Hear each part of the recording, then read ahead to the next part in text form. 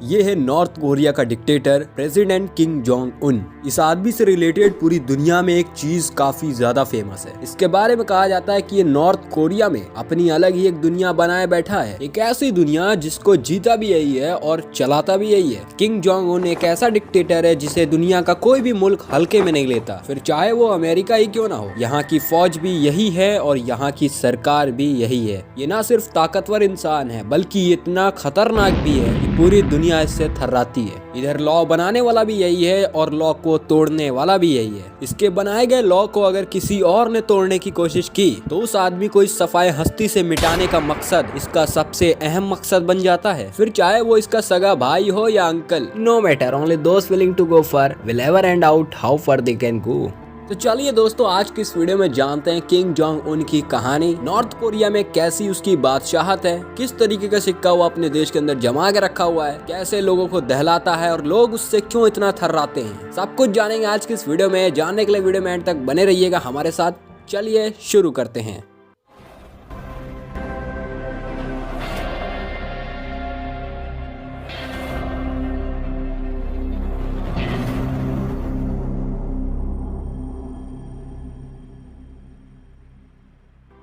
दोस्तों, Kim Jong Un का बड़ा भाई किम जोंग नैम हमेशा से ही नॉर्थ कोरियन रिजीम के खिलाफ आवाज उठाता था। 2003 में इसको सजा के तौर पर इसको मुल्क से निकाल दिया गया और ये चाइना में शिफ्ट होकर अपनी जिंदगी को खामोशी से बिताने लगा। लेकिन दोस्तों, अपने इस सगे भाई को अपने मुल्क से निकाल देना किम जोंग उन के लिए कोई अच्छा साबित नहीं हुआ, क्योंकि दोस्तों रिपोर्ट के मुताबिक कुछ समय के बाद Kim Jong Nam North Korea के सबसे बड़े दुश्मन अमेरिकन स्पाई एजेंसी यानी कि CIA का इन्फॉर्मर बन चुका था और उनको इन्फॉर्मेशन सप्लाई किया करता था, क्योंकि दोस्तों वो नॉर्थ कोरिया में बचपन से रहा है और किम जोंग उन का सगा भाई था। इस वजह से नॉर्थ कोरिया से रिलेटेड उसके पास काफी सारी सीक्रेट नॉलेज थी जो कि वो दुश्मन देश को दे रहा था। अब किम जोंग नैम की ये सब बातें किम जोंग उन को पसंद नहीं आई। अब उसको ये सबसे बड़ा खतरा लगने लगा कि हमारा भाई जिसको मैंने अपने मुल्क से निकाल दिया वही हमारा सबसे बड़ा खतरा साबित हो गया। इसको डर था कि अमेरिका वाले इसके जरिए हमको मरवा कर और इसको अपनी गद्दी पर बैठाएंगे। तो दोस्तों, ये मामला अब किम जोंग उन के लिए हलक की हड्डी में फंसा हुआ कंकड़ बन चुका था, एक ऐसी हड्डी जिसको तोड़ के बाहर निकाला जाएगा इसको। फरवरी 13, 2017 को किम जोंग नैम कुआलालंपुर से मकाओ की ओर जा रहे थे। उनको इस बात का जरा सा भी इल्म नहीं था कि वो सफर उनका आखिरी सफर बनने वाला है। हत्यारे पहले से इंतजार कर रहे हैं उनका एयरपोर्ट पर। अब इस हादसे को सक्सेसफुली अंजाम देने के लिए बहुत ही आला दर्जे की प्लानिंग की गई थी, जिस तरह की प्लानिंग हमारी सुपरहिट फिल्मों के अंदर होती है। एक कोरियन आदमी ने खुद को टीवी प्रोड्यूसर जाहिर किया, दो लड़कियों को ये कहकर हायर किया कि वो एक कॉमेडी शो करने वाला है। इसमें से एक लड़की मलेशिया की थी और दूसरी लड़की वियतनाम से थी। उस आदमी ने इन दोनों लड़कियों को बताया कि वो एक प्रैंक शो करेंगे और इस शो को अंजाम देने के लिए उनको क्या करना पड़ेगा कि एक ऑयल हाथ में मल कर लोगों के फेस पे लगाना है और फिर एक सीक्रेट कैमरा से उनका रिएक्शन को रिकॉर्ड किया जाएगा। अब इन दोनों लड़कियों का कॉन्फिडेंस को बिल्डअप करने के लिए और इनका भरोसा जीतने के लिए रियलिटी में 2-3 महीने तक ये शो एकदम रियल में चलता रहा, जिसमें बेबी ऑयल का इस्तेमाल किया जाता था। फिर इसके बाद 13 फरवरी 2017 को ये दोनों लड़की और ये प्रोड्यूसर उसी एयरपोर्ट पे चले जाते हैं और किम जोंग नैम जब एयरपोर्ट पे एंटर करता है तब ये प्रोड्यूसर इशारा करता है उन दोनों लड़कियों को कि आज हमें इसको बलि का बकरा बनाना है,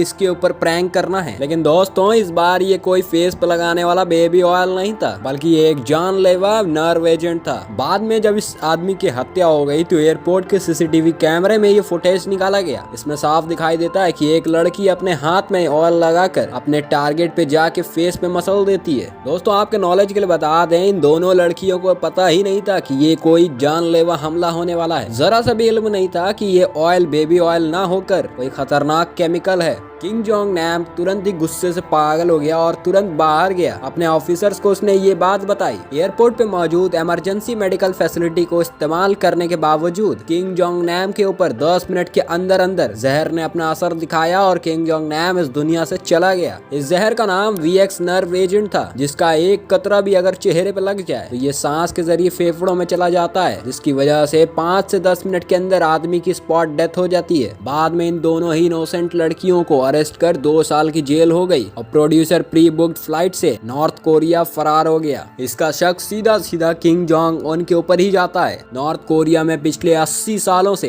ये किंग जॉन की फैमिली अपनी जुल्म की बादशाहत को कायम रखी है। यहाँ वायलेंस और टेरर का लेवल इस मुकाम पर है कि यहाँ जनता की एक आवाज नहीं उठ सकती और अगर कोई उठाने की कोशिश करेगा तो उसकी आवाज वहीं पर दबा दी जाती है। किंग जोंग ने ऐसी बादशाहत कायम करी है कि नॉर्थ कोरिया में एक परिंदा भी अपने मर्जी से उड़ नहीं सकता। नॉर्थ कोरिया में पैसा उन्हीं के पास है जो इनके आस पास रहते हैं और बाकी जनता यहाँ की भूखी मरे या कैसे भी मरे, किंग जोंग उनको रत्ती बराबर फर्क नहीं पड़ता। और दोस्तों यही वजह है कि नॉर्थ कोरिया में 60% लोग पॉवर्टी यानी गरीबी रेखा से नीचे की जिंदगी बिताते हैं। यहाँ तो रोड्स बड़ी चमचमाती हुई बनी है लेकिन इस पर गाड़ियाँ ही नहीं चलती क्योंकि लोगों के पास इतना पैसा ही नहीं है कि लोग वो गाड़ी खरीद सके। यहाँ फेसबुक, इंस्टाग्राम, ट्विटर, व्हाट्सएप और भी अन्य सोशल मीडिया जैसे एप्लीकेशन कोई चलाता ही नहीं है, बल्कि सवाल ही नहीं पैदा होता कि किंग जोंग उनके आदेश के बगैर कोई यूज कर सके। यही वजह है कि नॉर्थ कोरिया में कोई भी टूरिस्ट आना पसंद नहीं करते, लेकिन अगर फिर भी कोई टूरिस्ट वहाँ जाना चाहे तो उसकी बहुत ही कड़ी जांच की जाती है। बाहर से आने वाले टूरिस्ट के फोन में एक एक फोटो और एक एक वीडियोस को भी चेक किया जाता है। नॉर्थ कोरिया के अंदर फॉरेन मूवीज या सॉन्ग सुनने पर भी पाबंदी है। नॉर्थ कोरिया में रहकर इंटरनेशनल कॉल भी करना एक क्राइम है। मतलब दोस्तों आप सीधी तरीके से कह सकते हो ये एक ऐसा जेल है जिसके अंदर लोग जी रहे हैं बस, बाकी उनकी मर्जी के हिसाब से कुछ नहीं होता और ना ही वो कर सकते हैं, और अगर ऐसा करने की कोशिश या जुर्रत करते हैं तो उनको मौत के घाट उतार दिया जाता है। बहरहाल दोस्तों क्या लगता है आपको नॉर्थ कोरिया के बारे में? क्या इसके खिलाफ लोगों को आवाज उठानी चाहिए या फिर नहीं? क्योंकि वहाँ के लोग जिस तरीके से जिंदगी जी रहे हैं उसे जीना नहीं जिंदगी बिताना कहते हैं।